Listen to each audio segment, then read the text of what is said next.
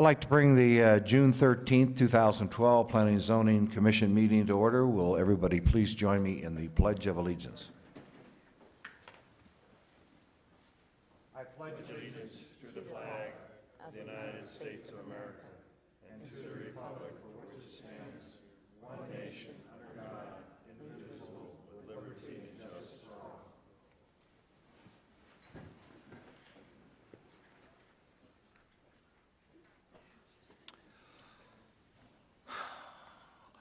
Roll call. Commissioner Morabito. Here. Commissioner Zarmi. Commissioner Coletta. Here. Commissioner Simons. Here. Commissioner Keller. Commissioner Posenel. Here. Chairman Fluchet. Here. Thank you. You have a quorum. A couple of announcements. Anyone who has not yet signed in, please do so at the table located in the lobby. Should anyone wish to speak, please complete the request form, which is also located on the lobby table next to the sign-in sheet. A request to speak form must be completed for all items, including sub-items that you wish to speak upon.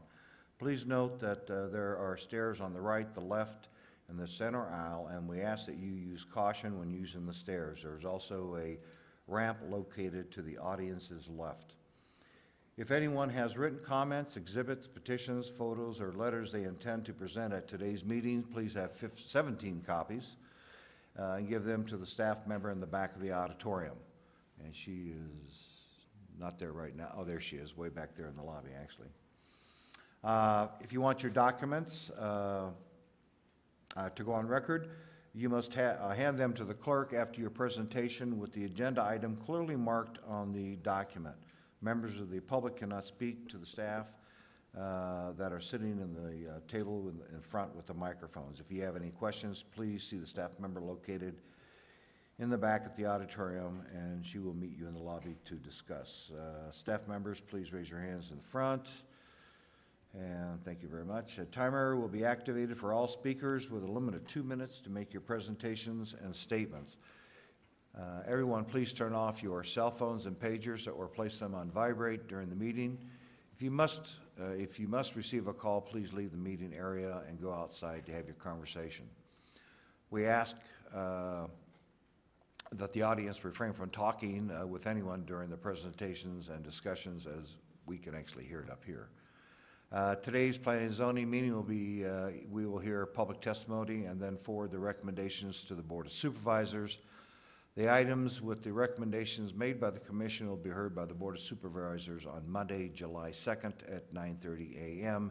in the same location, with the exception of any continued items. Everyone attending the meeting today is asked to remember that the administrative building and campus are tobacco-free areas, which means no smoking is allowed from curb to curb. Also, only bottled water is allowed in the auditorium. No food, soda, coffee, etc. will be allowed. As a reminder, the Commission will break at 1 o'clock if we have to for lunch. And approval of the minutes. Has everybody had a chance to review the minutes? Make a motion to approve the minutes as presented. Second. We have a motion and a second to approve the minutes. Those in favor signify by saying aye. Aye. Aye. Those opposed, same sign. Item number 1. Item 1. There it is. Item 1 is an evaluation of a request for a rezone of assessor's parcel number 402-14006 from RE10A residential recreation 10-acre minimum lot size to AR agricultural residential 1-acre minimum lot size to allow creation of residential parcels in the scenic vicinity. Staff recommends approval of the proposed rezone as shown in the staff report. Thank you. Is the applicant present for item number 1? Okay, applicant is not here. Any questions or comments from the Commission? Hearing none, I'll entertain a motion. I'll make the motion to approve for staff recommendation. Second. We have a motion and a second for item number 1. Those in favor signify by saying aye. Aye. Those opposed, same sign. Motion carries. Item number 2. Item 2 is an evaluation of a request for a zoning use permit on assessor's parcel number 120270003 for a wireless communication facility with a 100-foot tower in an AR 36A agricultural residential 36-acre minimum lot size zone in the Havasu Heights vicinity. Staff recommends approval of the proposed zoning use permit as indicated in the staff report. Thank you. Is the applicant present for item number 2? Would you like to address the commission at this time? Thank you. The applicant is present. I'm looking to see here. We have no speakers on the item. Any questions or comments from the commission? Hearing none, I'll entertain a motion. I move to accept item 2 as according to the I'll second. staff report. We have a motion and a second for item number 2. Those in favor signify by saying aye. Aye. Those opposed, same sign. Motion carries. Item number 3. Yes, Mr. Chairman, Commissioners, thank you. This is an evaluation of a request for a minor amendment to the South Mohave Valley Area Plan on assessor parcel number 224-24-096 from an RE residential recreation land use designation to an SFR single-family residential land use designation in the South Mohave Valley vicinity. Staff recommends approval as shown in the attached staff report. Also will mention that staff also received 2 letters of support for the request. Thank you. Thank you. Is the applicant present for item number 3? Okay, would you like to address the commission or wait to see if there's questions?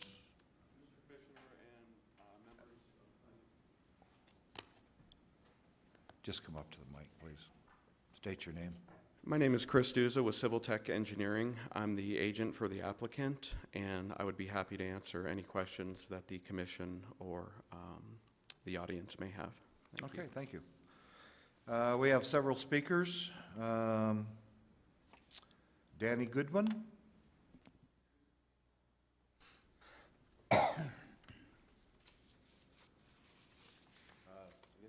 I just have questions about what they plan on doing with that lot. I'm sorry, we can't hear you. I just want to know what they plan on doing with that lot. I have a PUE that runs along one of their borders, their property line, and I'm just curious what they plan on doing with that PUE and how many lots they plan on putting in there.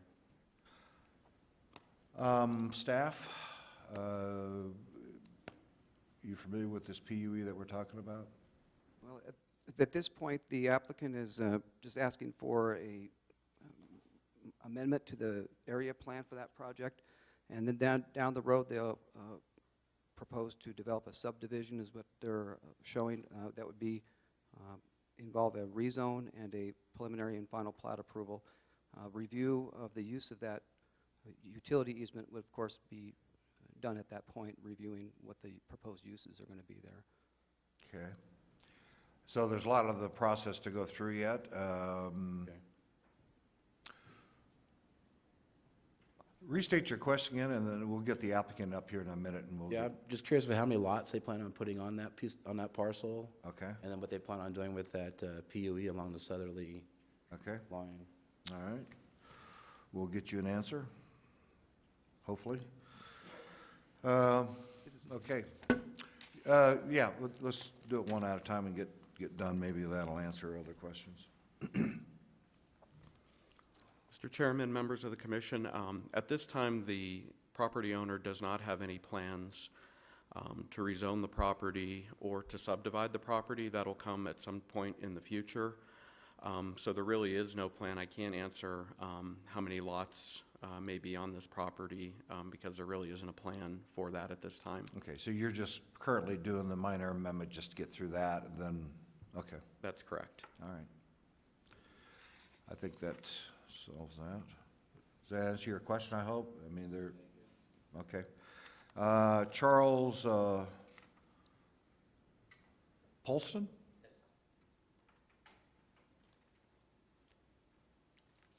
Good morning. My name is Charles Paulson. I live at 1256 Dyke Road, and I also own 1257 Dyke Road. I'm the Vice President of the Colorado Riverfront Property Owners Association, and I'm in support of the minor amendment to the South Mohave Valley Area Plan. Thank you. Any questions of the speaker? No? All right. Mike Mangana? Again, Ghana? Yeah, okay. Thank you. Mr. Chairman, Honorable Commissioners, Mike Mangana, 1149 East Dyke Road, Mohave Valley, Arizona. I'm the president of the Colorado Riverfront Property Owners Association, and we are fine with this request. Bill Allen is a member in good standing and has done a class act on what he's built so far. We trust him to abide by our concerns. We also trust Civil Tech Engineering. We feel they're a very good firm, and so we are in support of this. I got a question, more of a curiosity. I know I know this particular parcel of land, and there was at one time a conflict. Was that ever resolved with the tribe on the parcel north of there? The parcel north of there, I think, is still involved in that, but this parcel is not. Okay, but it's adjacent to that one, It's right? adjacent, just Okay. directly north, yes. Okay, cool. Thank you. All right, any questions of the speaker? Thank you. Bradley Argo? Argo? A-R-G-O? I think it's Bradley, or Randy, I'm sorry. You can call me Ray, you can call me Jay. Just don't call me late for dinner. I live at 1198 Dyke Road that's adjacent to this property, and I'm also a member of the Colorado River Homeowners Association, but I'm not sure that Mike Mangana actually spoke for me. I haven't seen this come up for any review. Of course, I didn't attend the last meeting, which I think that Mike became president and Mr. Paulson became vice president in. I have some, I'm for the rezone, as I stated on there, but I have some serious issues that really need to be taken care of with this property. One would be ingress and egress and how that's actually going to take place. Dyke Road, we brought up before this complete overall zoning idea came up through general plan. Is not really a public access road. Levy Drive would be the public access to this particular property. But if there's been any idea that they're going to gain access through Dyke Road, which could take place through Plantation Way or subsequent purchase properties, then I would be against the overall plan unless there was a general plan developed for ingress and egress that would include Dyke Road. You know, I seen a site plan years ago of this particular piece of property, and it goes all the way to Courtright. Yes. Am I correct? Yes. And it looked to me that there was, at that time, of course, if it's a new owner or whoever, they had put together some kind of access on Courtright. So Yes. I don't know if that's still part of their plan. I don't know if that answers. Well, it doesn't completely. I understand Dyke Road. I mean, that's. Yeah. Well, actually, Mike Mangana has an association with Owen Development, which owns the property. I don't know if it's north, east or something like that of the property. And he's one of the letters that spoke for this as far as that end of it goes, which in that Levy Drive would be a great improvement for their development as far as that end of it goes. And I'm sure they're going to develop that property down the road sometime. In Mike's letters, as far as that end of it goes, he refers to some access, which there's river access through a public right-of-way that is just upriver from that. And I just see a conflict brewing eventually because of some public access rights that would cross over Dyke Road. Yeah. Well, Chairman? yes. I think there's a misunderstanding. We're not rezoning any property. right. Maybe if we can get Ms. Ballard to explain the difference between what we're doing here is called a minor amendment to the general plan versus zoning, and I think she might be able to explain to you, you're probably not on the wrong track. You're probably just a little bit too early for what you're talking about. Well, no, I understand the issue of the rezone took place some other point, but we actually were able to go either or residential. Well, it had to do with density as far as that end of it goes, and that took place a while back, which I was for that too also. I'm just concerned that we just put in gates at on Dyke Road. And there's a lot of homeowners that aren't here that I understand, and it wasn't publicized that I know of through the homeowners association. So my only concern is for the rights of the property owners in that association, which really has no legal identity. It's just basically an organization that's done a lot of good for all of us as far as that end of it goes, which has been nothing but positive. But I just want it noted that we really need to take a hard look at how Dyke Road is going to be impacted with whether it's the Owen development or this piece of property that for this amendment. Yeah, at this particular time, the minor amendment, not to cut off Chris Ballard, but the minor amendment is like step one. The next one would be rezone, preliminary plat, road, ingress, egress, easements, right-of-ways, all that kind of stuff would come up at a later time. But just to let the applicant know that I'm going to be standing here. And we expect that. So if there's ever any kind of a conflict, but Chris, did you want to? Could you please state your name? Oh, I'm sorry. My name is Randy Argo, and I live at 1198 Dyke Road, Mohave Valley. Did you want to be clearer on that, or was that good enough?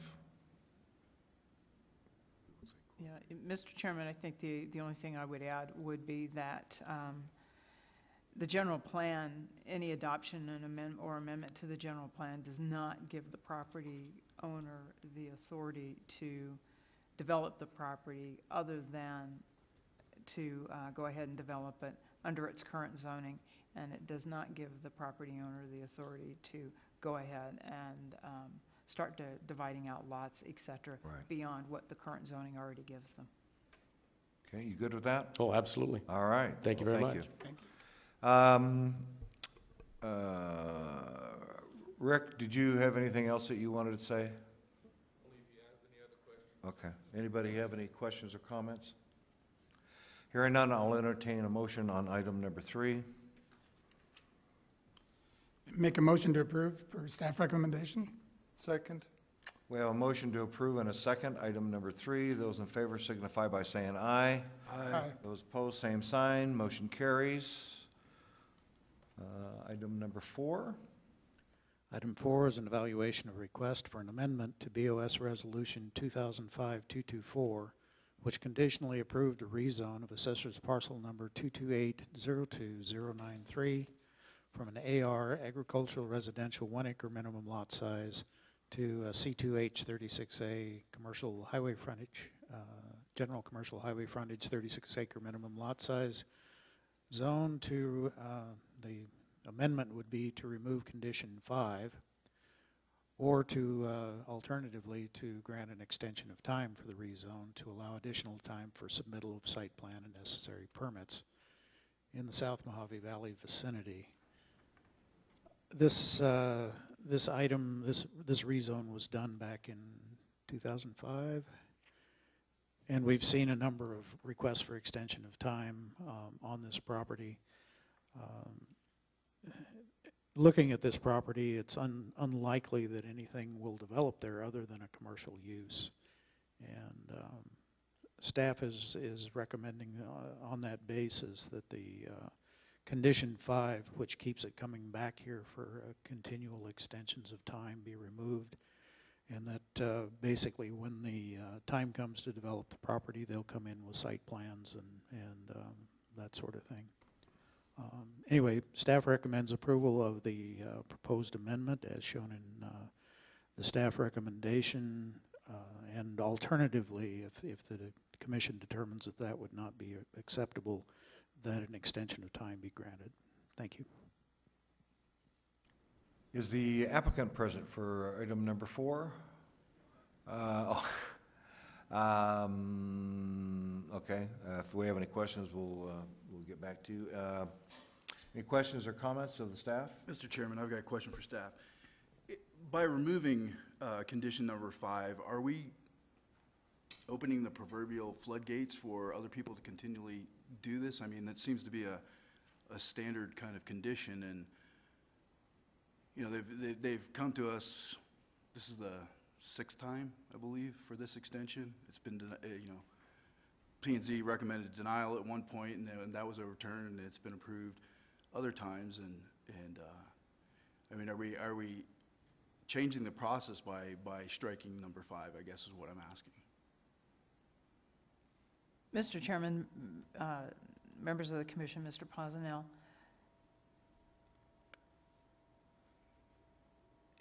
the county has an extension of time policy, and one of the items or one of the statements in that policy is that we won't have items, or we won't condition items to expire for lack of development or lack of progress when the zone that they're requesting and the uses, all of the uses allowed by that zone, makes sense for that particular property or for that particular area. And in looking at this particular proposal, I think that we've decided that what would go there other than the uses that are being requested. You know, that would be the first question we asked. The second question we asked is if the worst of those uses went in, what kind of adverse impact would it have for the surrounding area? And we realized that, as Mr. Montgomery stated, chances are the uses that are being requested are the only uses that will go there. Sure. You know, it's just this kind of logical progression given the surrounding land uses, et cetera. The other thing that we realized was that if the worst case scenario, you know, the worst allowed by the zone went in place, it would really be fitting in with other like uses that are already in existence. So then we have to ask the question, you know, the part of the purpose for having these things conditioned to coming back for extensions of time is that first, the applicant proposed a particular type of development with a particular type of uses, and to have those uses kind of change to the worst case scenario would have an adverse impact on the surrounding properties. Therefore, you want to be sure that those uses are the ones that or similar uses are the ones that are actually developed. Secondly, in case there's going to be some major changes in the area, if the area is very dynamic, then we can make sure that the proposed uses fit in with what's going on. In this case, you know, everything's pretty well set, as I said, you know, even if the worst case scenario happens, it's pretty much fitting in with what's already there. There just doesn't seem to be a reason to keep this coming back. I guess my concern is, you know, we just last month, we required somebody to submit the site plan that they hadn't submitted for 6 years, and now we're just going to strike this out. And I guess I don't see where it works for one, but it doesn't work for the other. Mr. Chairman, members of the commission, Mr. Posnell, if I remember correctly, the site plan that hadn't been submitted for 6 years, the use is already there and it was already established. Yeah. In this case, we're dealing with a vacant piece of property. Prior to development or establishing uses on the vacant piece of property, they still have to come in, they still have to submit their site plan. Although we do put the site plan in, requirement in as a condition of the rezone or the zoning use permit actions, it's hardwired into the ordinance. So even if we have a piece of property that does not come before this commission or go before the board for a zone change or a use change, if they are going to be establishing multifamily use, if they're going to be establishing a commercial or an industrial use, or if they've been granted a zoning use permit, they still have to do that site plan. It is hardwired. Okay, thank you. Any additional questions of the commission?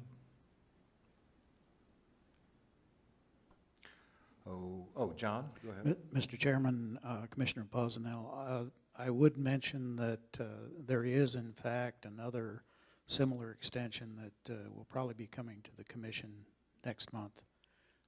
Another property in basically the same situation, where it's in an obvious commercial area, but it has this kind of standard condition that keeps it coming back. And with the changes in economy in the last several years. It just hasn't been developed. So there probably will be others. Staff is taking a closer look at these when they're coming through and trying to identify those where this condition doesn't go in the first place.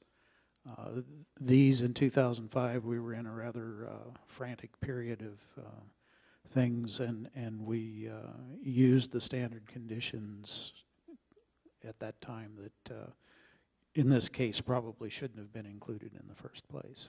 But that's just things to come. Thank you. Thank you, John. Any additional questions or comments? If not, I'll entertain a motion.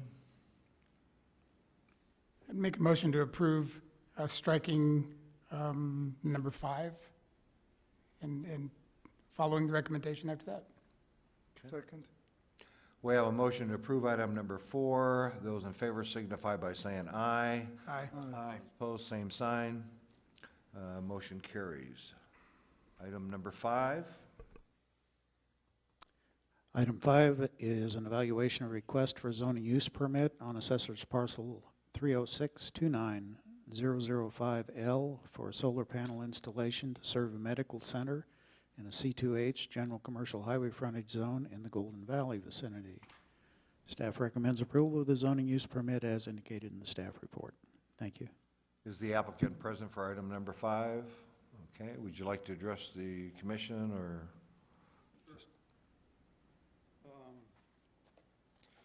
Yeah, I just wanted to mention in there, I'm Doug Engel with Engel Homes. We're installing the solar array for Kingman Regional Medical Center. It's a cost savings for them, about $400,000 over 20 years. But I think staff had said that we needed to have a screen fence around there, and I just, you know, the other ones that we're doing here in the city of Kingman, we're not putting the screen fence because we want people to see what we're doing and what's behind the fence, you know, that it's solar and it's green power and renewable energy. And so I would just ask for that to be a consideration, whether it really needs to be screened. I mean, it's not an unsightly thing. We do solar panels all over Kingman. Anybody have any questions about the proposal or the array? Any questions of the speaker? Based on the screen fencing issue, I believe that the screen fencing needs to be there. I happen to live in that area. I know the area that it is. Protection for your solar panels, for one. And even though you think that people can't see them where it's going to be sitting, even with the screen fencing, you'll have a really good visibility of it. And it does make the place look nicer on the highway when you're going by, so. Okay, you understand it's sitting 200 or 300 feet back off the highway. I do. It's not right there, but, and it's not a big deal for us. I just, like I say, here in Kingman, we're doing a number of larger ones for Kingman Regional, and we're not putting screened fence just because, like I say, we want the community to see that they're doing renewable power, green power. It's, you know, saving trees and doing that type of thing. So it's certainly, you know, we can do it. Just we'd prefer people to see it, but we'll do it if it needs to be done. Okay, thank you. Any additional questions of the speaker? Okay, I'll entertain a motion on item number 5. I make a motion to approve. Okay. Staff recommendations. Okay, we have a motion and who seconded? Second. Okay, we have a motion and a second for item number 5. Those in favor signify by saying aye. Aye. Those against, same sign. Item number 5 passes, approved. Item number 6.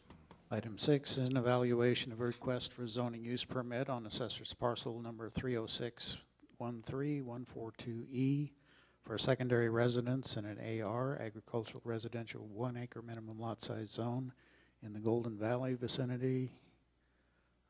Staff recommends approval of the proposed zoning use permit as indicated in the staff report. Thank you. Is the applicant present for item number 6? My son is the one that's applying for that. Okay. If we have any questions, you can answer them possibly? Yes. Okay. We have no speakers on the item. Any questions or comments from the commission? Hearing none, I'll entertain a motion. I'll make the motion to approve for staff recommendation. We have a motion to approve and a second for item number 6. Those in favor signify by saying aye. Aye. Those opposed, same sign. Motion carries. Item number 7. Item 7 is an evaluation of a request for zoning use permit on assessor's parcel number 306-66027 for an animal sanctuary and an AR 36A agricultural residential 36-acre minimum lot size in the Golden Valley vicinity. Planning and Zoning Commission heard this item in its regular meeting on May 9th and voted to continue the item to this meeting with direction to the applicant to submit a site plan and permit applications for the travel trailers prior to this meeting. The applicant has in fact provided those items to the department. The site plan has been through the review process. It's very close to being approvable. I believe there are a couple of items that need to be cleaned up on it, but it's getting very close. At this point, staff is recommending approval of the zoning use permit as indicated in the staff report. Thank you. Okay, is the applicant present for item number 7? All right, thank you. We have 4 speakers for item number 7. Rachel Thalrose, is that right? And Kathy Tackett Hicks.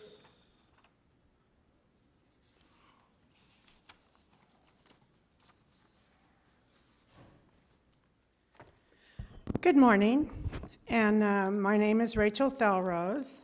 I am a resident of Kingman, and I have been for 18 years. I live up in the Rancho Santa Fe area. And I am in support of this item, and I would ask you to approve it.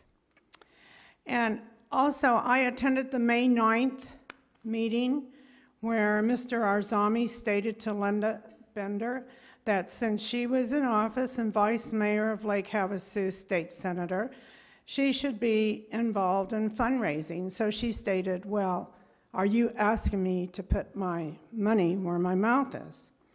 So I just wanted to let you know that I am also, as a resident of Kingman, involved in fundraising for RUF. And I just wanted to state that you are all invited to play around for RUF. It's going to be at the Surbot Cliffs Golf Course on August 4th. So this is all to invite RUF people that are RUF sympathizers, and so we can help the animals. So I just want to let you know I'm putting my money where my mouth is, and here is a flyer, and you're all invited to look at the RUF website, www.ruffhouse.org. Thank you. Thank you. Any questions of the speaker? Thank you very much. Okay. Pat Earls. Good morning, Mr. Chairman, Commissioners. My name is Kathy Tackett Hicks, and I'm assisting the applicant in this paper push to get the permitting compliance regulatory issues in line. We have made significant progress. I became aware of the issue at last month's meeting, and I'm familiar with this, so we've been working with staff. I just wanted to commit to you, I did submit a site plan. It is almost fully complete. I hoped I could come to you and say it was complete today, but we're still waiting on a few comments from Public Works. I want to commit to you I will get that finished. The travel trailers need to be permitted as well. We're processing that, and I have made a request to environmental health on some of the wastewater issues to be addressed. So we're trying to wrap this up and get it taken care of like it needs to be. I had one comment though on, and I would hope that you will approve this today so we can move forward. So I'm making this personal commitment. I'll get this paperwork completed. On one item, and if I had time this morning, I would have asked Ms. Ballard about it, but item number 10 on this, on those travel trailers, asks that those be ADA compliant. And that's very concerning to me because I don't know if travel trailers are anyways, and when I think ADA compliance, I think 3-foot wide doorways, and none of those have those. So my open comment to that is I need to speak more with staff on that, on what that means, and that these travel trailers are only for intermittent uses of people to get out of the weather, and some people will stay there if they're caretakers for that on a full-time basis. There's one person, but they're intermittent, and I'm very concerned if it's required to be ADA, that that would never be met, and that that would, in fact, be a fatal flaw to getting this thing done. So I need to speak more with staff, I'm sorry, Sure. but I don't want to see it in here if it's a fatal flaw that we can Let never me fix. ask you a question, Kathy. These travel trailers that are out there, are they in basically their original condition? I mean, I by haven't been that I'm inside saying of they them. haven't gone in and tore out stuff and it Oh, came correct. pretty much the way it came from the factory? Yes, it's my understanding that they are just, one was purchased, one was donated, and they're in their same existing use. You know, that's what they are. And there was some consideration, we had to work with environmental health on gray water, black water. Well, we're just going to keep it all contained within the unit, which has a facility to do that, and get it pumped, so that there are no extraneous issues on Okay, where that's going. So they're existing. I understand your concern on that. Any questions? Yeah, actually, I do. Okay. I'm reading through this. There's an area, it says a maximum of 200 dogs, 100 cats. You guys are doing fundraising to meet the needs of the animals and everything based on volunteer.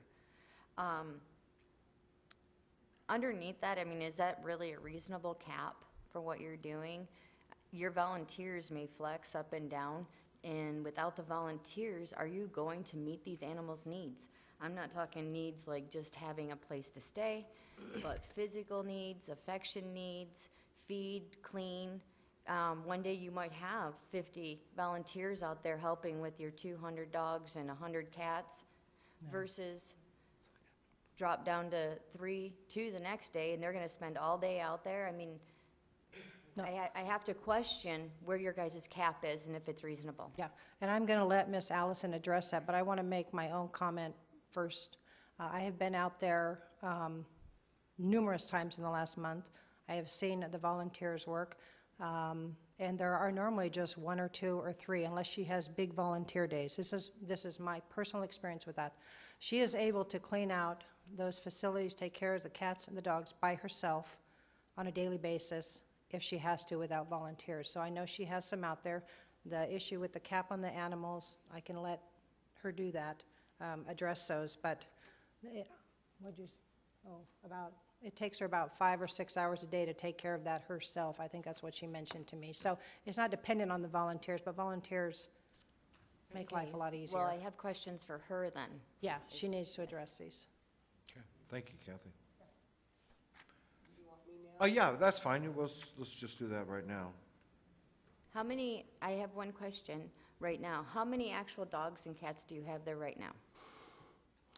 There's approximately 183 dogs and about 100 cats and 11 potbelly pigs. Okay, so if you're the only one on a daily basis taking care of these and it's taking you that many hours, each animal isn't, I mean, they might be getting their physical needs met. They might be getting food, water, and cleaned. But what about the other aspects as far as cleaned is bathed, is, affection, and that kind of stuff? How do you do that by yourself with having that many to take care of every day without? Well, first of all, I'm not there by myself very often, but if I were to be there by myself, I could take care of everyone in 5 hours. It's a very rare occurrence that somebody needs time off or volunteers can't make it. So, but I've done this myself, and I've had up to 600 animals there. We're way down. We've cut our numbers way, way back. The animals are, if you had been there, you would know, they are self-exercising. They're in colonies. There's 2 to 3 to 4 dogs per enclosure. They play with each other. And next to Disneyland, it's probably the happiest place on earth. Okay, They certainly have all the affection. I mean, nobody can ever get too much affection, but they get affection, they're played with, they're loved, they get a treat every day, they're fed, they're cleaned, they're watered. So that isn't an issue. Mr. Posnell has been there. Mr. Morabito, you've been there about 1.5 years ago. Pretty happy place. You won't see an unhappy animal. anywhere on the facility. So if they weren't getting their needs met, you would see a lot of unhappy animals. Right, and that was just a concern when I seen the numbers and based on the volunteers and how much time it takes to take care of them and do affection to make sure that each one of them, you know, and that's, I know you're doing a great thing. I've seen pictures of the facility, but my concern was really just for the animals of where your cap is actually set to make sure that each one of them is meeting every need that they, you know, through the process. Yeah, and that's why we put it at 200, because we're below that, but you never know where somebody's going to call and has an emergency situation and has to give up their pet. I didn't want to go over, so we wanted to be sure that we could handle that. Personally, what I feel, and I've told this to other organizations who get really overwhelmed, to use their word, with animals, is please don't take more than you personally can handle. Because I'm really the only one I can truly depend on, just as you're the only one you can truly depend on. So I do have a nice core of volunteers. We have Boy Scouts and Girl Scouts and different groups that come out at different times. But I don't want to be to the point where if I can't do it, it won't get done. So that's how I've set that cap, to make sure that's something I can handle. One other question I did have for you, and I didn't really see it in here, and I'm sure you have it under control, but as you bring in these animals, how are you making sure that each one is marked out that they've been vaccinated, that they're completely healthy and taken care of, and keeping a chart on them in routine, so as they're going out or you're bringing ones in, I know you have like a quarantine area that you bring in new ones and stuff like that. Well, I'm not bringing in any new ones, so, Well, not and at I the moment, haven't but for quite a long when you time. do bring any in, how are you making sure that you're not mixing up one dog to the other, making sure they are being veterinary, you know, up to date on all their shots, rabies, distemper, making sure that you have a tracking system for that? Well, first of all, when they come in, I vaccinate them immediately. The next step is the vet to spay and neuter and get their rabies shot. Okay. So, I mean, it's just an automatic. Every animal there is vaccinated and spayed and neutered. And we do a yearly vaccine for parvo distemper and for the kitty shots, generally between May and July, because it takes several weekends to get everybody Well, I was done. just curious, making sure, because I didn't see much about that in there, you know, to make sure. Because that's never been an issue. It's always been addressed. In fact, we're probably the only organization that sprays and neuters every single animal before it leaves and immediately vaccinates upon arrival. Okay, thank you. Thank you. Any other questions?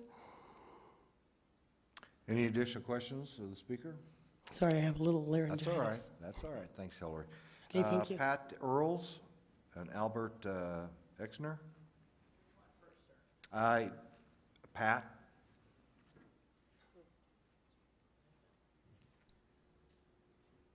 Hello, my name is Al Exner. I'm from Dolan Springs. I really should have reviewed my speech with Hillary. She may not approve of it.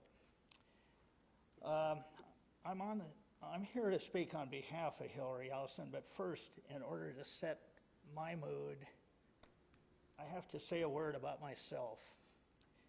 I'm the father of one son. By court order, I was not allowed visitation, even though I made all court-ordered child support payments. Today, my son is 53 years old. I don't know him.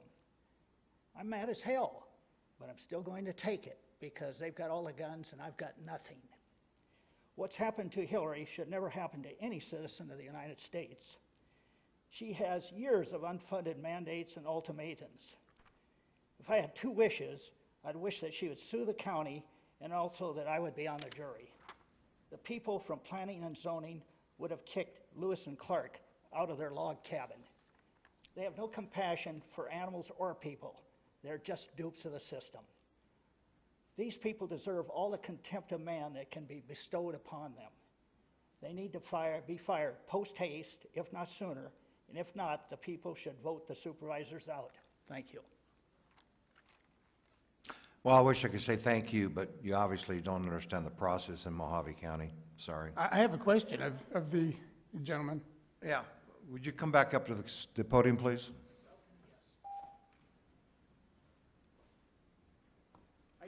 understand right from wrong. I don't No, you don't. understand law. No, you Hey, don't. this is a zoning issue.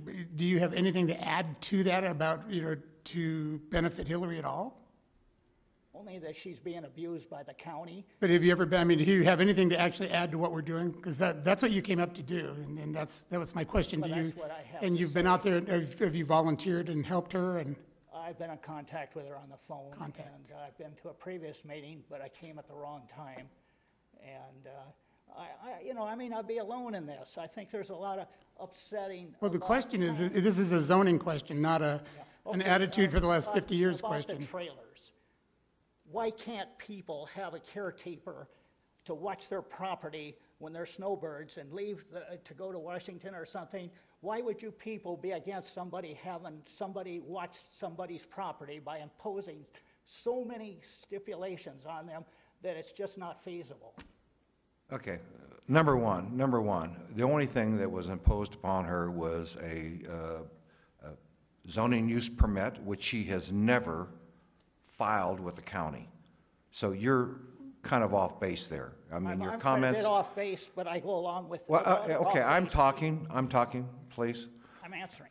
Okay, well, I haven't finished talking, and all I'm saying is that your precursor to your comments about your own life have nothing to do with a zoning use permit provided by the county or the Mohave County Health Department. So I those are the represent the issues mood that of we're the people. talking about. I We're done. represent the Thank you mood very of the much. people. Albert Exner?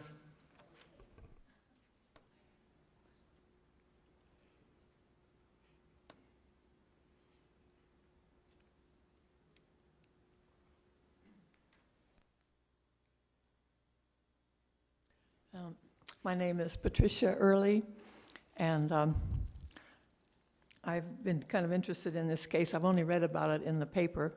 I haven't really seen it, but I felt that I'm glad to hear that you're about to okay the permit for her, because I think she deserves it. She has compassion and common sense, and I wish that the Board of Supervisors could show that same amount of common sense and compassion for her. Thank you. Thank you very much. Any questions of the speaker? Albert Exner? Oh, I'm sorry. Thank you. No. I'm missing a speaker.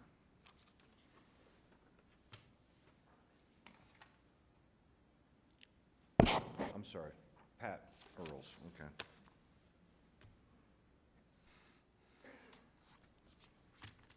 All right. We have no speakers. Discussion between the commission. I've got a couple things that I'd like to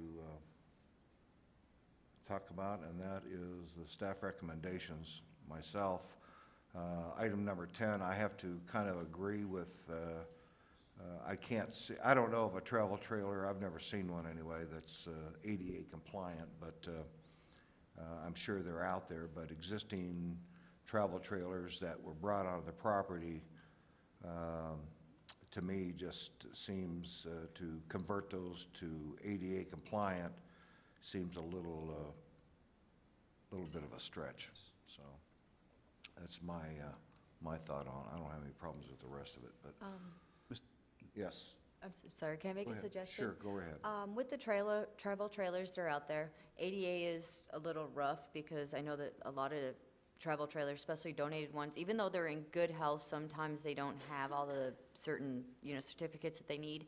My suggestion is maybe if we can change that a little to a process where it's in there and the fire marshal goes out and does a full inspection on it to make sure that it's wiring safe, that everything is adequate for living standards, and that it's environmentally safe.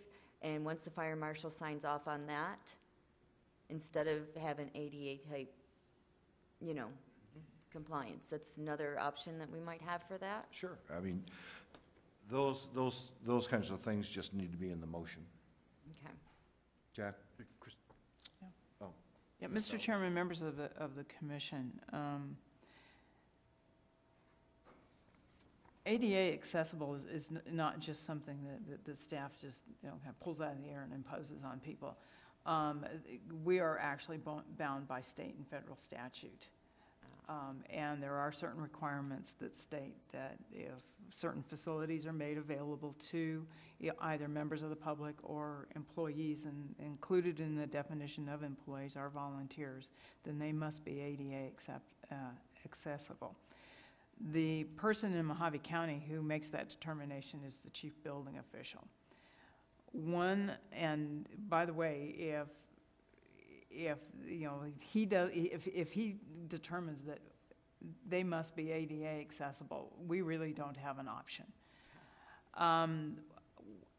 I do have a wording change recommendation that kind of might just take this out of a certainty must have and put it back into if required by law category, and maybe just state that that the travel trailers must comply with applicable environmental health regulations for the use intended or made, and must be ADA compliant according to law or as per law. So the rest of the structures on this property, and I'm not trying to open up a can of worms here, but the other structures on the property, if those were built before ADA was mandatory compliance stuff, then as long as they don't do certain structural changes then, or make improvements to it, then they're not really required to make bathrooms ADA compliant or change them unless they're doing structural changes. Is that correct?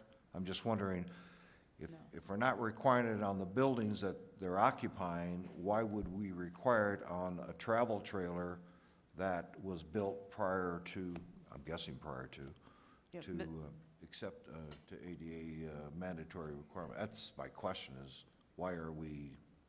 Mr. Chairman, a good question is why the travel trailers? Yeah. And actually ADA stated that any structure, even if it was existing prior to the law being adopted by Congress, that all structures had to be ADA compliant if those structures were open to the public or the volunteers. The other structures on the property, I believe, are Miss Allison's home, which is not typically available to the volunteers or the public.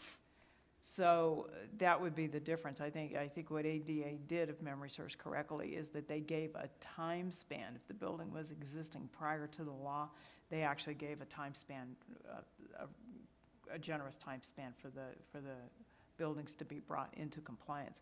And for those of you who remember when we occupied the Negus building on the other side of town, the county had to put in the elevator for handicap access, and also we had to install handicap ramps into the building, and that building did exist prior to ADA. So the toggle's more who has access to the building rather than when was it built. Well, I guess I'm not sure the exact wording. I kind of like what you said a few minutes ago, but I just would like to take the kind of the nail out of the coffin on the travel trailers. If we don't say, or if it is required by law that they do it, then that's one thing, but I just don't, I can see having to put 3-foot doors on the front of a travel trailer. I mean, that's a major expense for people, and I don't even know if they spend the night there or not, but maybe they're, I don't know. I just don't. Yeah, well, that'd be an awesome. The structural integrity of the travel trailer hold up if you tear open that door 3 foot wide. I mean, it just. And I've been, what I was going to, the comment I was going to make was addressing your concern, and one of your concern was, I have been out there, and I've been out there on very short notice every time, 45 minutes or less, and I've not personally gone into the travel trailers, but I've been up to them, and they look good they look good, and the emotional care of the dogs, those dogs are happy. I mean, they really are, and even with the limited staff she sometimes have, I see dogs that came from a much worse situation and now feel like they belong to something, is what the impression I got. So, that was my comments I wanted to make, but. Okay. But yeah, to tear open a travel trailer like that, and those things, I just can't see that it's feasible to even do that. I'm not sure structurally how you would do it. Exactly. I mean, retrofitting it. So the retrofitting of the ADA compliant on the travel trailers is my problem. So if Mr. there's a Chairman, way that we can change maybe we that. should ask Hillary about the trailers. Hiller, can you mind coming up? Or Kathy? Give us a little insight on this. Yeah, well, I can't give you insight on the inside, but I do want to discuss the ADA issue in more depth because it is a fatal flaw in this right here. And I know that I process caretaker units for ranches and stuff, and that ADA never comes into play, okay? And this is a unique quasi-public program here. It's a sanctuary. The main purpose is not for the public to visit. The main purpose is to care and have a no-kill facility.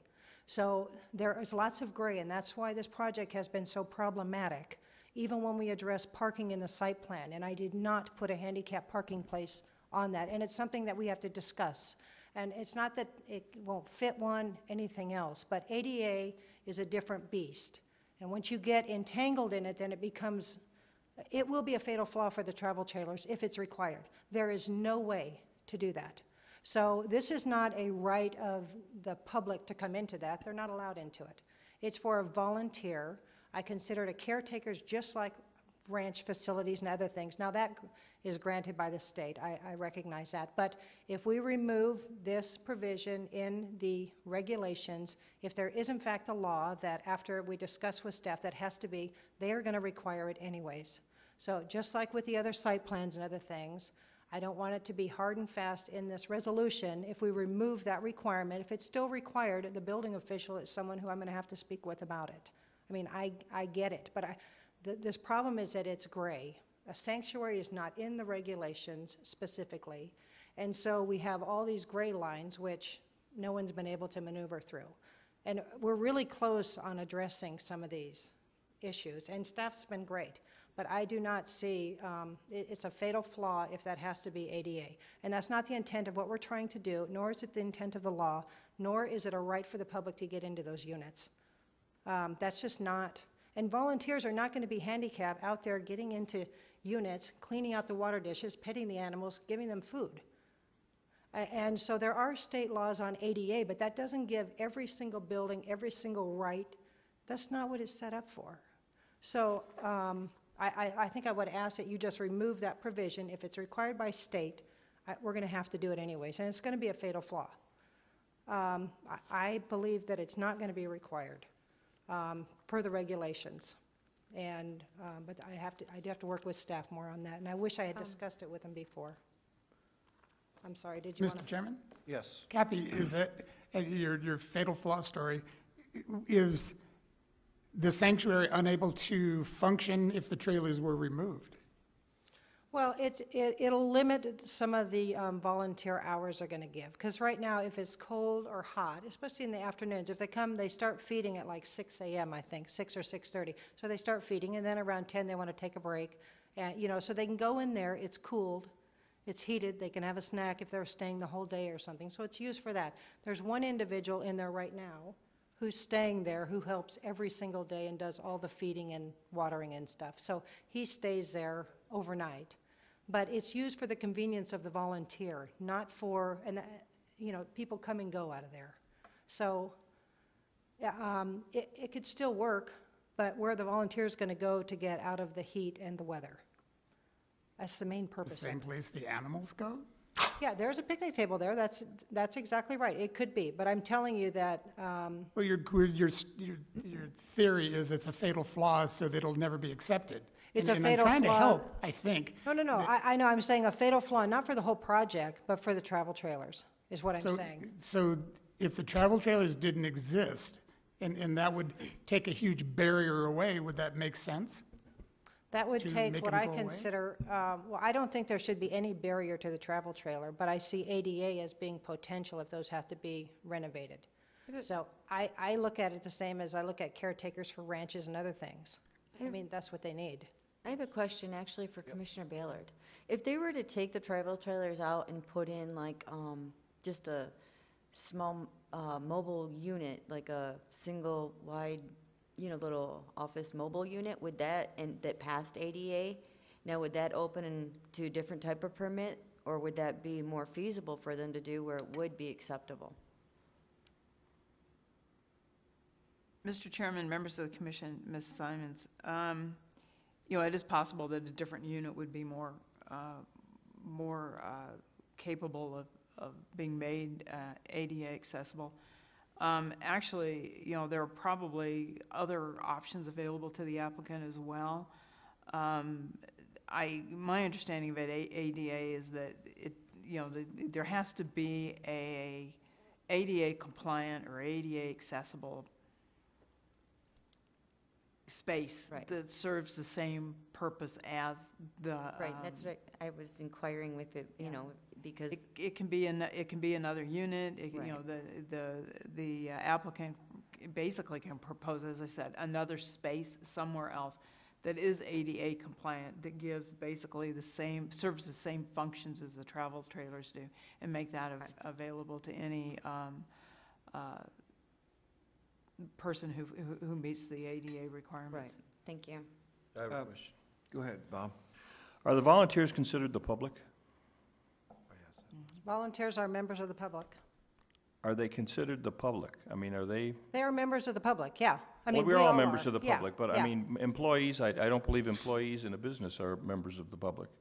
If you have a building that's not ADA and it's only for employees, you're clean. Now, as soon as the public has to come in there, now you gotta be ADA. So why can't you just have a sign on the door that says no one allowed except staff? If that's a fact, then you don't have a problem. Then it don't have to be ADA, because there's no public gonna go in there. Right, and that's what I was saying with that, but Ms. Ballard made a comment that volunteers fell within that, and that's what I'm not getting, or employees. I understand ADAs for public buildings. There's no buildings out there for the public to go into, though. The only ones is, yeah. I think that volunteers, and I have an awful lot to do with volunteers, I think volunteers are employees. I think their pay sucks, but I think they're all, they're employees. I mean, you don't have the government control over them like you do you can't tell them what they have to do, because they'll say, Take a hike. jump in the lake and they'll walk away. But I think that they're employees, and I don't think that they are the public. And if you put a sign on the door that says no public, I don't think there's a problem with this. I'd like to make a sign right now. So, Ms. Ballard, I got a question. If we were to, rather than having several sentences in this paragraph, why can number 10 say the premises will adhere to all ADA, and leave it at that?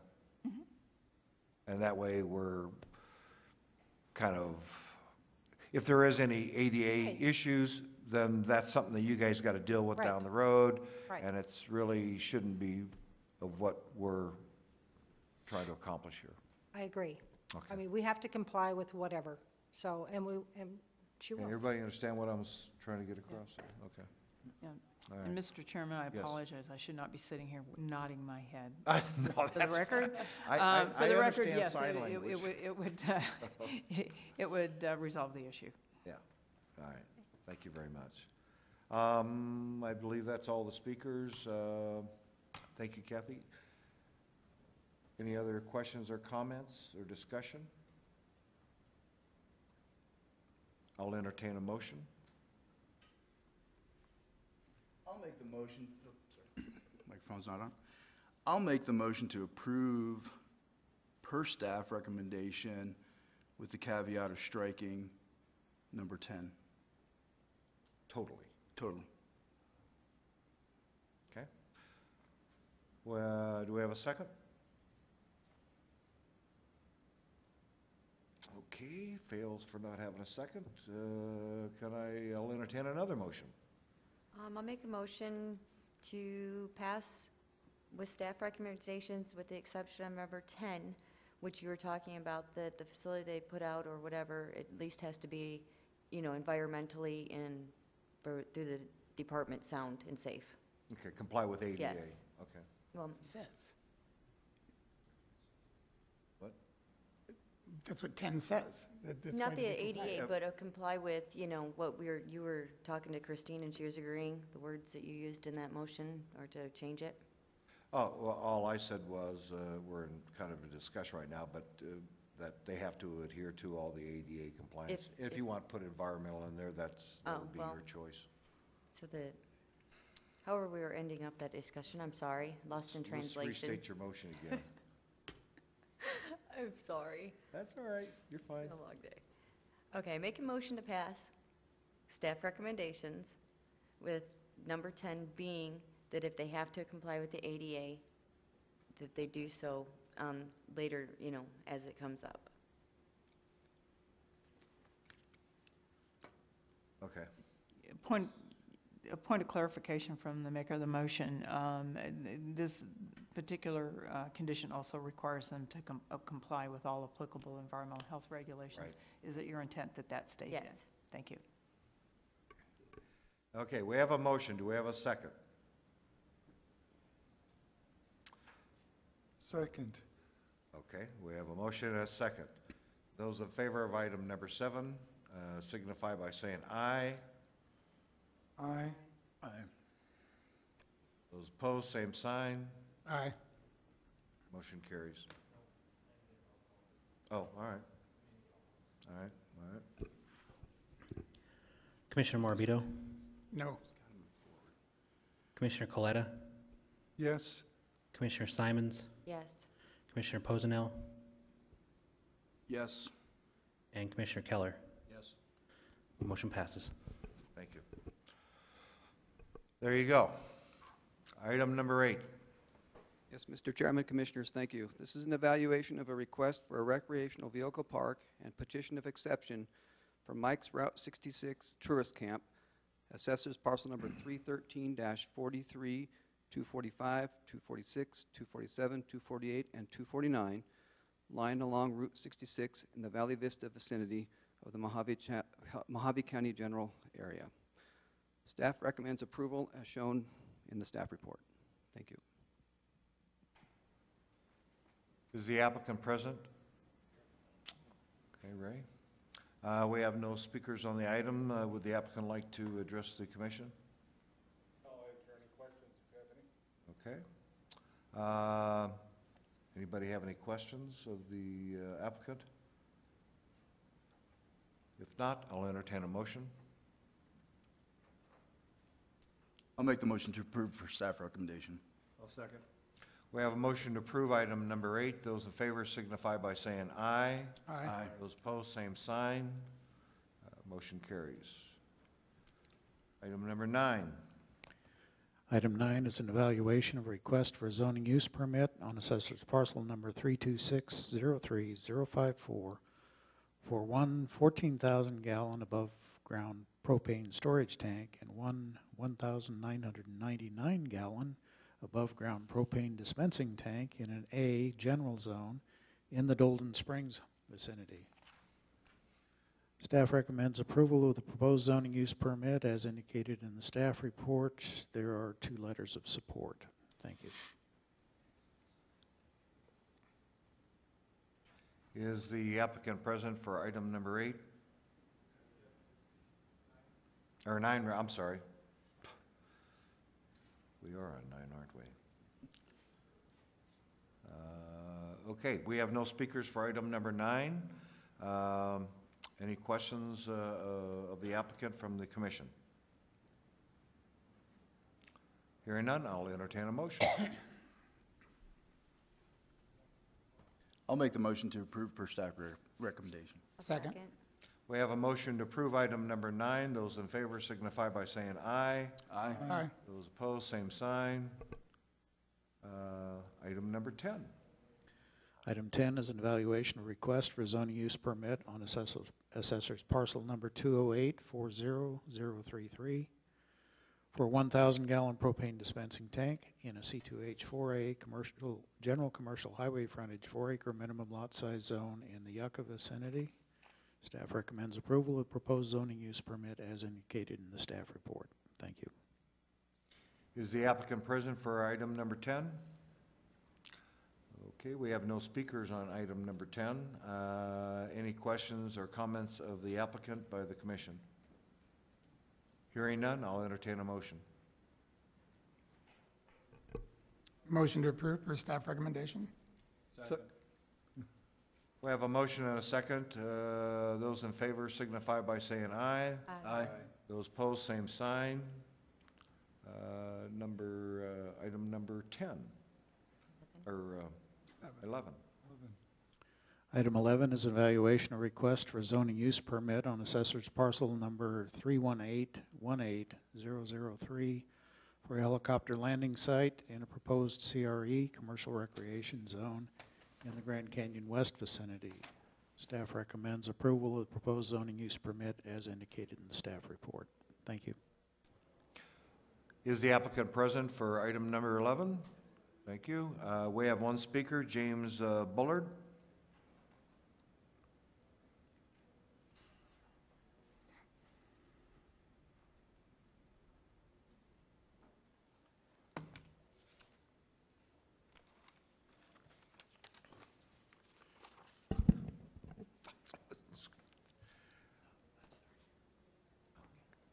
Good morning. My name is James Bullard. I'm speaking on behalf of my brother, Charles Bullard, and his wife, Cheryl. They bought an adjoining piece of property some 30 years ago, and I don't know if you can, it's already up. Good job back there. Parcel number is 318-18-064. The proposed site of this helicopter landing zone is immediately to the west of my brother's property, and he's against a helicopter landing zone in this area simply because it will destroy any peace and quiet that he could ever hope to have here. He planned one day on retiring to this area and spending a lot of time here. With helicopters coming and going, the prevailing winds will be blowing from the west. He will get the noise, he will get the dust, and he will get the dirt from all of that. We would ask that the commission would deny this request for a heliport and or possibly, in a worst-case scenario, giving us a 90-day extension on this, that we might contact such folks as the Sierra Club of the Grand Canyon chapter for some environmental information. Any questions? Yes. Yes. Has your brother been out there lately? Yes, he has. Okay, because the helicopters in planes already fly through there pretty much on regular basis of 15 minutes intervals through that canyon and over top of the canyon. And just down the road is the Grand Canyon Ranch, which has huge commotion all the time with the buses and the tourists. And then traveling down the road that goes directly in front of where these helipads and the clearing is are constant flow of buses, constant flow of vehicles, constant flow of tourists, heavy equipment that's going up and down through to the Grand Canyon for servicing. The helicopter pads there that they're putting in, and with the winds are always never just west, they're all different directions. Prevailing is from the west. Yeah, but the canyon blocks a lot of that, so I don't know if, for peace and quiet already without this even going in, if he's gonna get that. Well, we would disagree respectfully.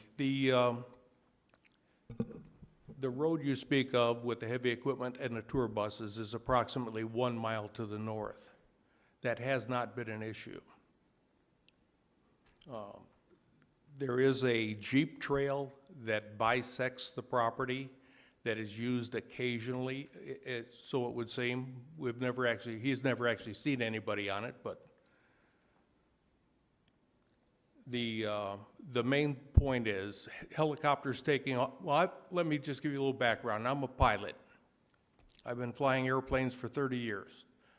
I'm very familiar with aviation and the FAA and noise issues. And helicopters taking off are a noisy beast. They just are. That's the way it is. And to have them that close, we feel would be a very detrimental issue to his quiet enjoyment. From his property line, or where his property is to the actual closest helipad, do you know the distance? No, we do not. We didn't have that information readily available. It appears to be within a few hundred feet.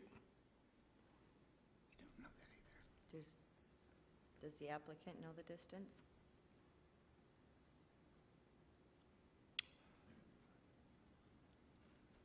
I think Sid's coming down with something.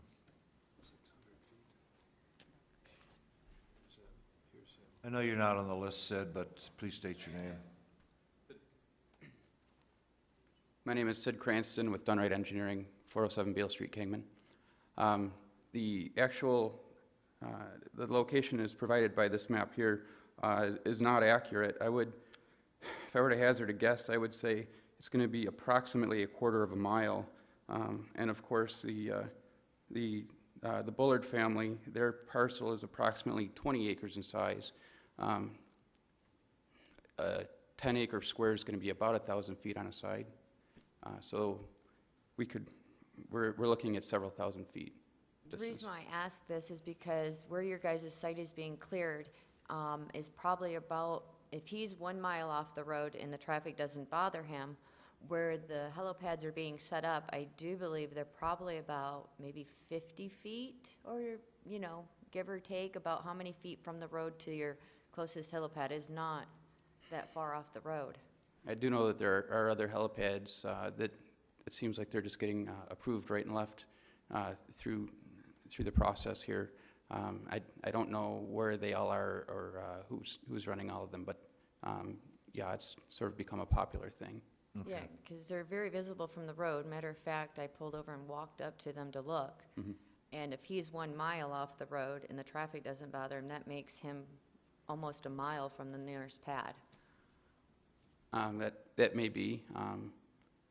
Like I said, our proposed pad is gonna, I'm just gonna give you an estimate, say approximately a quarter of a mile. Okay. Okay, thank Plus you. or minus, and of course, if it is a concern, we could, you know, aim to push it as far west as possible. Okay, that might be a good idea. Any additional questions of the speaker? No? Okay, thank you so very much. Okay, is there any resolution on whether we can possibly get an extension on this while I contact the Sierra Club and? Well, actually, the Sierra Club doesn't have much to do with zoning use permits. They don't, but they would certainly have an impact if there were an issue. As you probably are well aware, Arizona is home to more threatened and endangered species of animals, plants. Well, I am very familiar with that, and we don't have that many endangered. We have a lot of protected. Or threatened. Yes. Which is what the Sierra Club might be interested in. Correct. We would like, at the very least, to have an extension in order to pursue this. Okay. You can do that at any time, though. It doesn't, Okay. you know, you can always do that. Okay.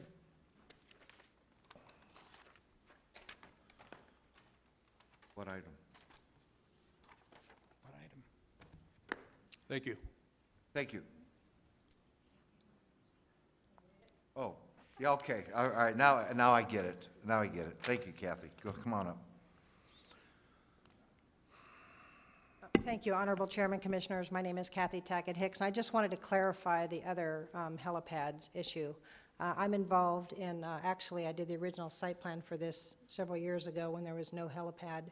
The helipads you see now are part of the Grand Canyon West expansion, which are a few hundred feet off Diamond Bar and will sit ultimately between the existing and the new. That site is well off the road. It's about, I think, probably 3 miles east and a mile south off the road. So it really is far from that. So I didn't want you to be confused by that. They're 3 miles apart, And the ones that you see out there building already went through the zoning use, we're processing the Right. building for an existing deal. Okay, so I didn't want, they're not the same. Okay. Thank you for the clarification. We have no additional speakers on the item. Any questions or comments?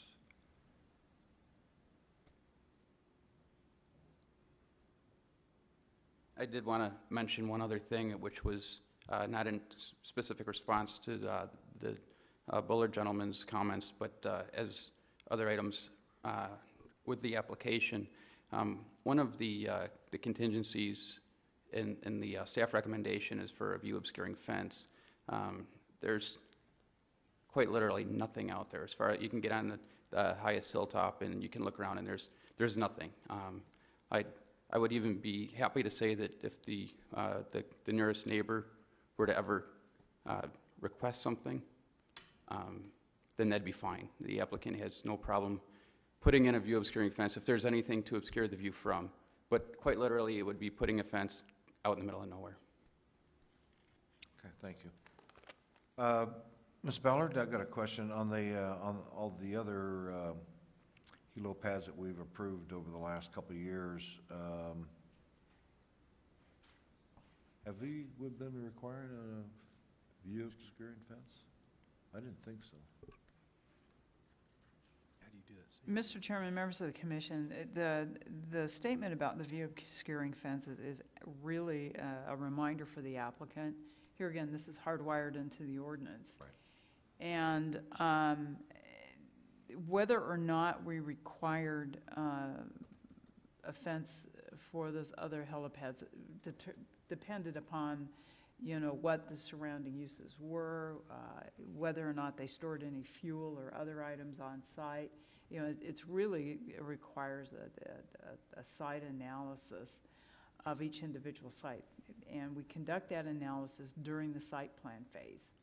So during the site plan, we'll look at the surrounding uses, see if any of them are basically whether or not any of them would be in conflict or there would be an adverse impact that could be mitigated by a fence. The other is that on the helipad site itself, whether or not there was any, as I said, open storage or any equipment that was stored on site. I will point out that the way 27H reads, it reads that surrounding uses, if the uses are residential or da-da-da-da-da.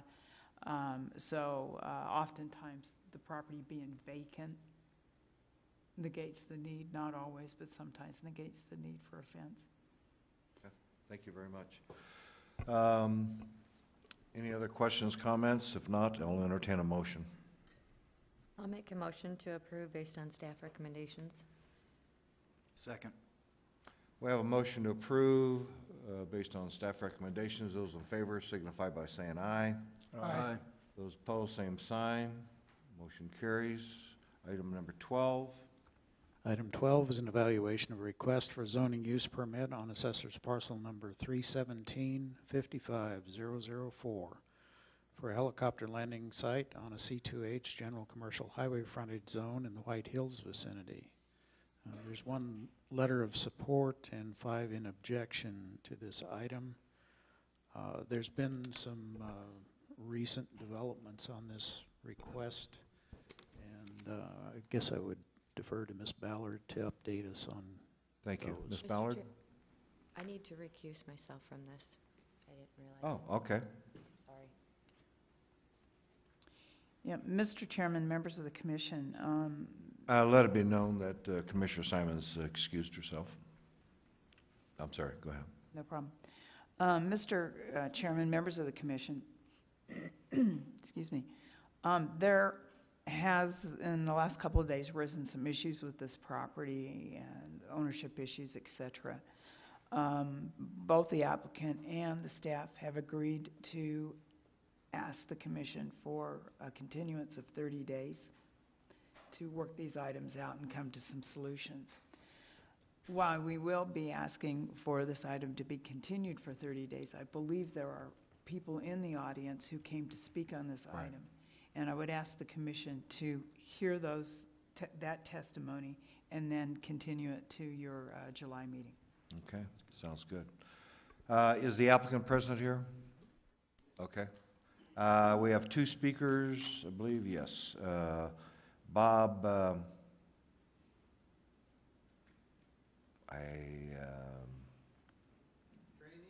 that could be. Thank you. Sorry about that. No problem. Mr. Chairman and members of the commission, my name's Robert Bob Draney. I'm a resident of Boulder City, Nevada, but I own 3 lots at Triangle Air Park, lots 5, 21, and 30. I'm speaking in opposition to the helipad.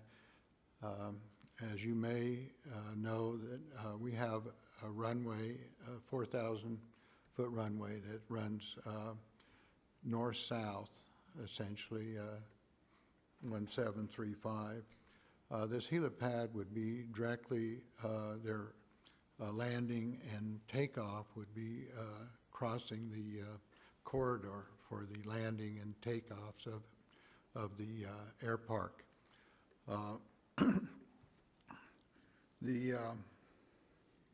I feel that before it's even considered, the staff should be looking to the Arizona Department of Aviation for conflict and also to the FAA. Coming from Boulder City, we have helicopter and fixed wing, and we have a very controlled environment, even though it's an uncontrolled airport. We have an airport manager and staff. We also have working groups that try to solve the issues between fixed wing and helicopter traffic. And there has been consideration that having Boulder City require a tower because of the conflicts. So again, we're an uncontrolled airfield. Radio communication is not required. You cannot see, if you're taking off from on runway 35 from the south going north, you cannot see anything up in the helipad area. And you have private aircraft competing with commercial helicopters. I see my time's up. So thank you. Well, thank you very much. Mark Kippel? Kippel? It's Mark Sipple. I'm sorry? No problem. Mr. Honorable Commissioner, Chairperson, Commissioners, I represent the Triangle Air Park Boulder City Aero Club, and they strongly oppose adding yet another helipad when just recently this commission approved a pad across the highway. So there is already that area and that need being serviced. And I want to confirm what the previous speaker spoke of. What we're dealing with is what they call imaginary surfaces. If you can imagine the airplane taking off and there's a actual area that's conical, there's an actual area that is horizontal and then extends upward in space. So you're going to have commercial helicopter pilots flying in and around and dodging these imaginary airspaces. We think that this should be summarily denied, and that should be the recommendation. There should be no further extensions. There are plenty of other places that these things can be put. This is simply an unnecessary addition. The safety issues, when you look at the other diagrams, excuse me, when you look at these spaces, when you don't have a control tower, when you don't have the radio traffic, when you just have pilots who are out in a fairly desolate area trying to enjoy themselves, competing with commercial pilots coming in and out, this is simply a huge safety hazard. This is not Disneyland. This is something that we have safety issues for that conflict desperately with this, and this should be summarily denied. Okay. Any questions of the speaker? Thank you very much. As Ms. Ballard said before, the applicant requested a 30-day continuance on this for underlying issues. I'll entertain a motion. Make a motion, we continue the item till July. Second. We have a motion and a second to continue item number 12 to our July meeting. Those in favor signify by saying aye. Aye. Those opposed, same sign. Motion carries. Thank you so much. Item number 13. Item 13 is an evaluation of a request to amend the Mohave County zoning ordinance, Section 18, regulations for multiple residential or RM zone to allow accessory structures. We briefly introduced this item at last month's meeting. Staff recommends approval of the amendment to the Mohave County zoning ordinance as outlined in the exhibit, basically adding a paragraph that would allow detached accessory structures in the multiple residential zone that are not currently allowed. Thank you. Okay, thank you. Any of the commission have any questions regarding this? Question of staff. Yes. This is kind of a result of the ramadas. I mean, it's kind of along that line, isn't it, John? Mr. Chairman, Commissioner Morbido, that's one possible issue is the those types of structures. The other types that would be included, say you had an apartment house, apartment building with half a dozen apartments in it. As the ordinance stands today, you could not build a detached garage or parking structure for those apartments. This would allow that to take place as long as it's a unified type structure. You can't have every apartment so a tenant person can't just doing go their build own his little- own? Pardon? A tenant can't just go build his own carport? Right, right. Darn. But this would allow the units to be done as a bulk type unit. Okay, thank you. Any other questions of staff? I'll entertain a motion on item 13. Make the motion to approve per staff recommendation. I second it. We have a motion and a second on item number 14. Those in favor signify by saying aye. Aye. Aye. Those opposed, same sign. Number 13. Motion carries. Item number 15. No, that was 13. Or, That was 13. sorry, number 14. I'm just, my numbers, I'm just dyslexic. That's why we're doing learning centers. That's where we're doing that. Okay, we're back on 14.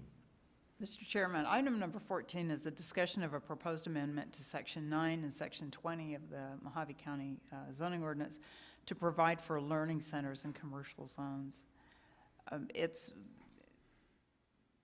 There was a situation in South Mohave Valley not too long ago where this particular issue came to our attention.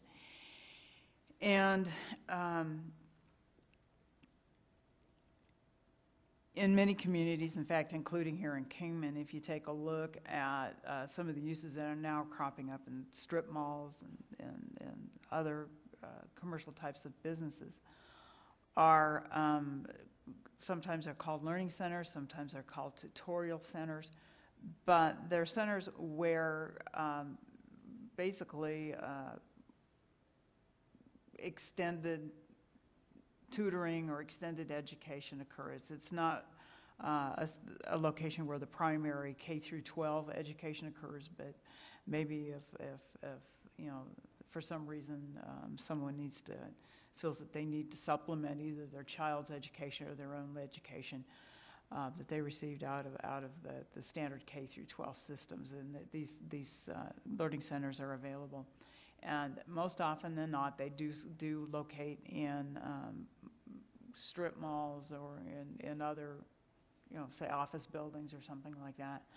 Our zoning ordinance does not recognize that, and that's been a concern. So what this amendment would do is, first of all, it would provide a definition for learning centers. So it'd be clear to everybody what we're dealing with and what constitutes a learning center. And then it clearly allows it in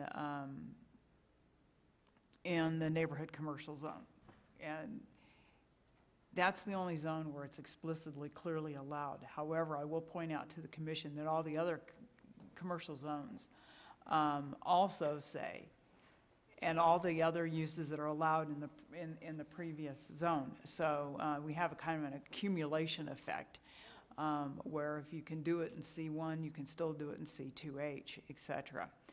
And so we're kind of relying on that accumulation effect to basically allow the learning centers to be allowed in the other commercial zones.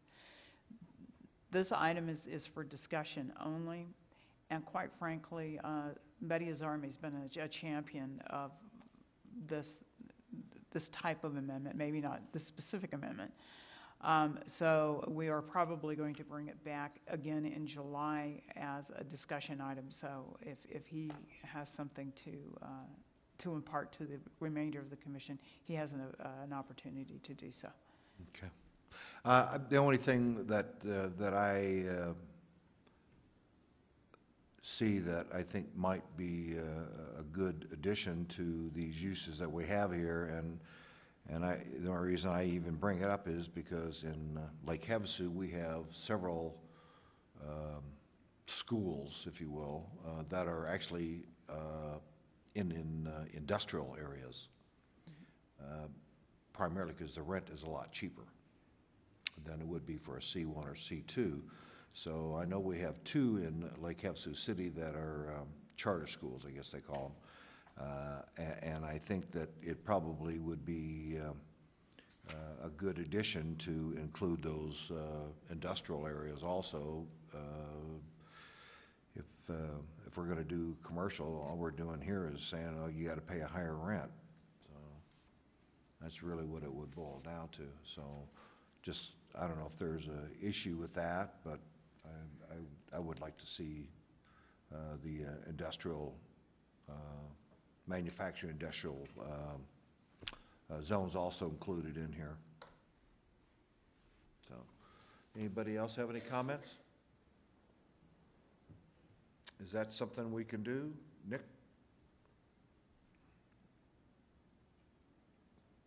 Yes, Mr. Chairman, these, the recommendation here is for learning centers. It's not specifically for schools, and I think the idea is that people go to these shopping centers and they want to drop off their kid for a couple of hours and get some extra tutoring, and that's going on all over the state and the nation. And so we thought that was the initial intent, and obviously your request can be accommodated also, if you wish so, to consider for industrial zones to do something similar. Well, and part of that is I know there's some karate schools, you know, I get it, I don't want to call them schools, but they are learning centers or places where people go to learn or get schooled on whatever it is that they're doing, and all those kinds of things are just kind of running through my mind, and I know that the rent in C1 and C2 and C2H and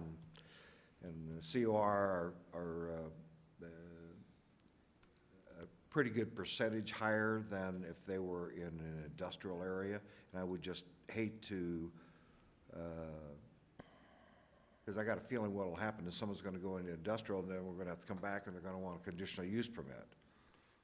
And Mr. Chairman, it's important, the definition is important because the schools are defined in our ordinance, K to 12, you know, they are defined specifically, and I think there's also a statutory definition for schools.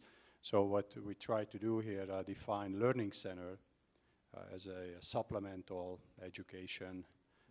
I'm good with that. Yes. I am. So But it definitely can be done, and maybe for clarification for the next meeting, we're gonna bring the school definition so you understand clearly what. You know, well, schools are, you know, those are usually county or city deals, but learning centers or whatever title we want to put on is kind of my point, so. Any additional comments? Okay. That's for discussion, so let's talk about number 15. Okay, number 15 is discussion of a proposal to amend the Mohave County zoning ordinance, section 6, incorrect or omitted information to clarify the minimum level of information necessary to review an application. Again, this is for discussion. This actually comes out of it was Senate Bill 1598. Basically, when we go to approving different things through the department, once this Senate Bill 1598 becomes effective, essentially we can't ask for anything on an application that isn't in the ordinance or in some, you know, it has to be in black and white before we can ask for it on the application. This basically is pretty simple stuff. We can't really analyze an application unless we know what piece of property it is on, what they intend to do. So it's very basic sorts of things, and it's almost something that you intuitively know has to be there. So we're, I guess, trying to verbalize intuition here, if that makes any sense. More clutter. Yeah. Anyway, that's basically what this one is about. If you have any other questions, we can. Okay. Well, I think. On that. Anybody have any comments or questions? What I suggest, if you have any comments or anything like that, you can always email them to the director, changes that you might see or something like that, or Miss Ballard, and we'll address this at our next meeting.